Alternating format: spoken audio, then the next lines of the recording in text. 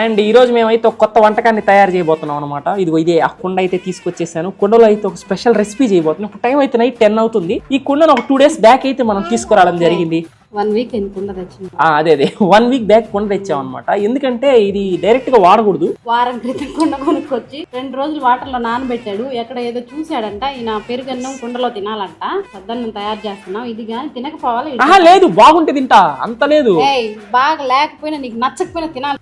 Sarcastic వంటకాలకి స్వాగతం సుస్వాగతం. ముందరగా మీ దగ్గర ఉన్న చల్లటి అన్నం ఒక కుండలో వేసుకోవాలి. ఆ వెంటనే గోరువెచ్చటి పాలన అన్నం మునిగేంత వరకు పోసుకోవాలి. తర్వాత వెంటనే ఒక స్పూన్ నిండా పెరుగు తీసుకుని అన్నాన్ని మొత్తాన్ని తోడు పెట్టుకోవాలి. ఇలా కట్ చేసుకున్నటువంటి మిరపకాయలు 3 దాంట్లో వేసేసి మూత పెట్టేయడమే, అంతే సింపుల్. పొద్దున్న లేదు చూసరికి అది ఇలా అయిపోయి ఉంటది అనమాట. దీని లోపల కొంచెం అయితే సాల్ట్ వేసేసుకుని ఆ తర్వాత వాటర్ పోసేసుకుని దీన్ని మొత్తాన్ని ఫుల్ గా మిక్స్ చేసేసేద్దాం. తర్వాత ఆనియన్స్ వేసేసుకుంటే రెడీ. వీడియో నచ్చినట్లయితే ప్లీజ్ అలా లైక్ చేసి ఇదిగోండి మీ ఫేవరెట్ ఊరు బ్లాగ్ అయితే పెట్టేసాను. లింక్ మీద క్లిక్ చేసి ఫుల్ గా నవ్వేసుకోండి. ఉంటా బాయ్.